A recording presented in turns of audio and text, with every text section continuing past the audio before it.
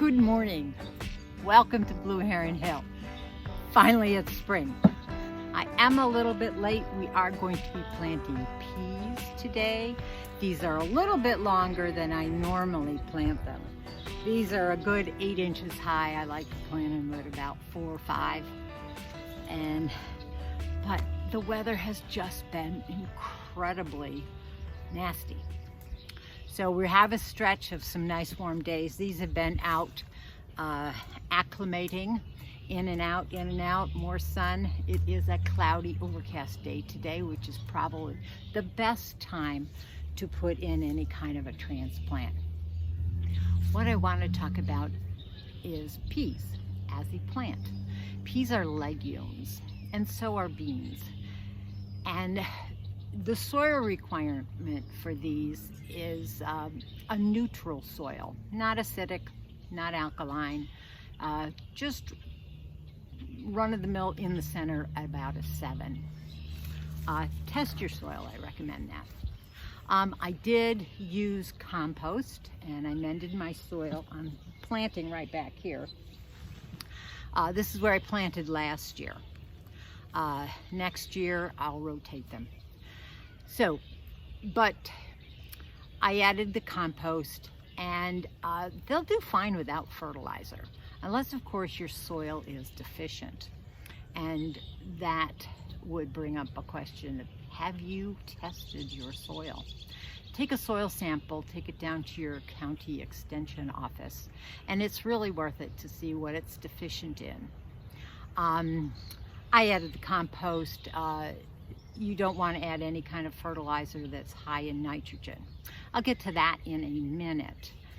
But fertilizer, any one that's higher in the phosphorus or the potassium, you know, the P and the K, that's generally fine for peas.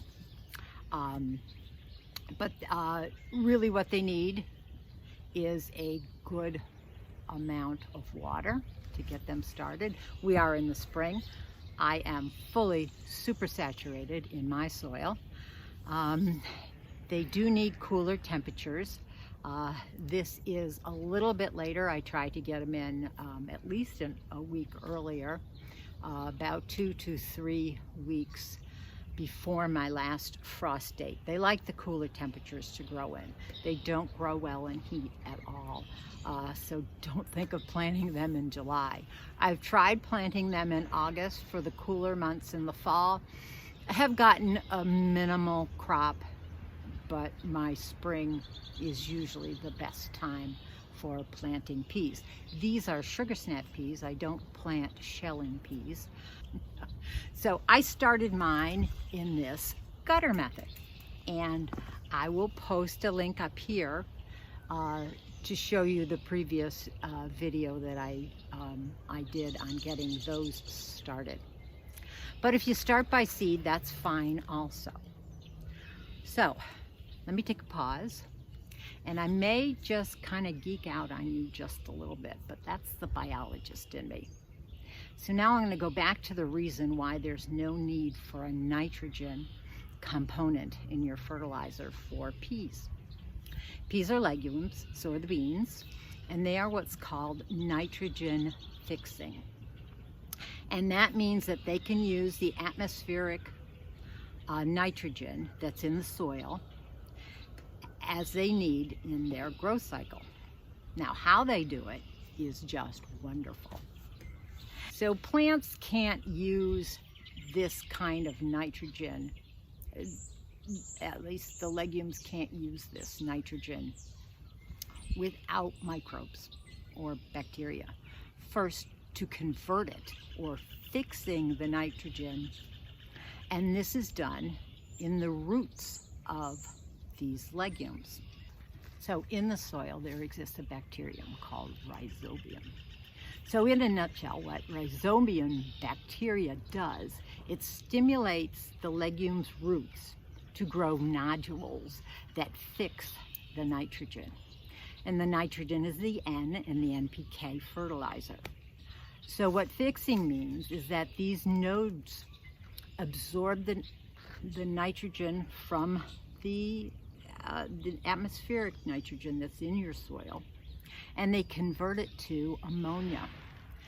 And that is a usable form for the plants. Ammonia is NH3, so they take the N in that and use it for their growth.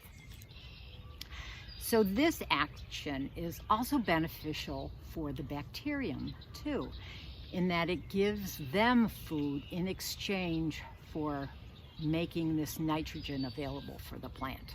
So this is what's called a symbiotic relationship. Now, this fixing action has a twofold effect, which is awesome for gardeners. The first, it's making this nitrogen available for the current crop, you know, that these guys are going to use this year.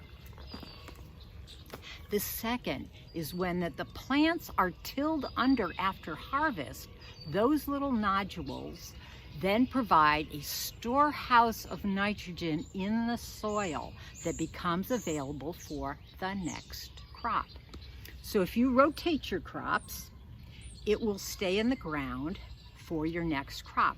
If you plant a crop after you harvest the peas and they're all done in late June or July or something, that nitrogen is available for the next crop that you plant in that soil. Or if you just leave it fallow, it will be available for next year's growth. Some gardeners will use what's called an inoculant on their seeds prior to planting. An inoculant is generally a powdered form of bacteria or fungus that's added to the soil by means of coating the peas and the beans, you know, prior to planting. Now, in my instance, I'm not going to do that because I know in this particular soil bed, I do have those little nodules that are storing up that nitrogen for my next crop. In many cases, using inoculant is not necessary if you don't pull out these roots. If you leave them in there and you let them stay in the soil, your next crop will have plenty to get going and provide your pea crop with plenty of nitrogen. So if you do rotational planting, you leave the nitrogen in there for your next one. Or in my case, what I also did this year in many of my gardens, I planted a cover crop which contained a legume, and that was peas. So I will till that under this spring, and that will be enrichment for the plants that I put in those areas. So with all of that geekiness said, let's get on to actually doing what we're out here in the garden for, is to plant these gutter peas. Just a quick tutorial on what I do, how I get them out of this thing and into my garden space. So let's do it. Come on. Okay, here's my first gutter, and I set it in here in the trench to make sure I've dug my trench deep enough. You don't want it too deep. You want it right to the level of your soil inside the gutter. Now I took off the end cap here, and you can see we have a lovely root mass. And this matted down mass of roots is going to help this this crop here, these pea plants, just slide right out into this trench. So I'm going to start at this end, and you're going to elevate it and give it a shake. And it should have a good amount of water in here. That will help with the friction, reduce the friction on the floor of this gutter. Once you get it started, it should go very nicely.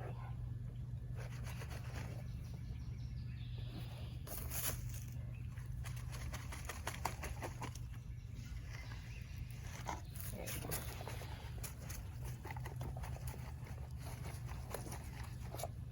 Maybe a little bit of help. That, and perfect. I'll come along here and just gently fill the trench in on both sides.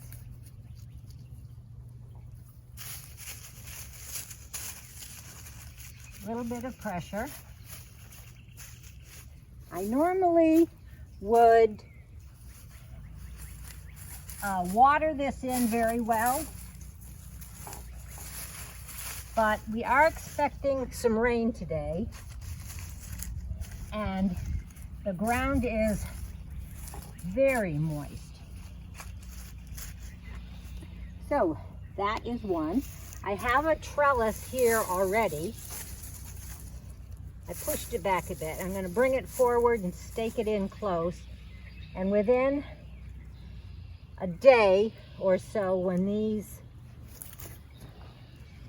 get acclimated to their surroundings, they will start winding their way up this trellis. It's only about 2 feet high. I usually add an extension onto this one because they grow a little bit taller than this. So let me get to the next one and get that planted. Okay, there we go. Gutter peas planted. That second gutter slipped out much easier than the first. I wish I had recorded it, but I didn't. Isn't that always the way? Anyway, sun's out. It's going to be a glorious day today, and I hope there's many more. I've got lots more things to start bringing out into the garden. So if you haven't already, give me a thumbs up, subscribe, and pass this along to anybody that may be interested in this gardening content. So until the next time that we can go digging in the dirt outside, happy gardening. Bye.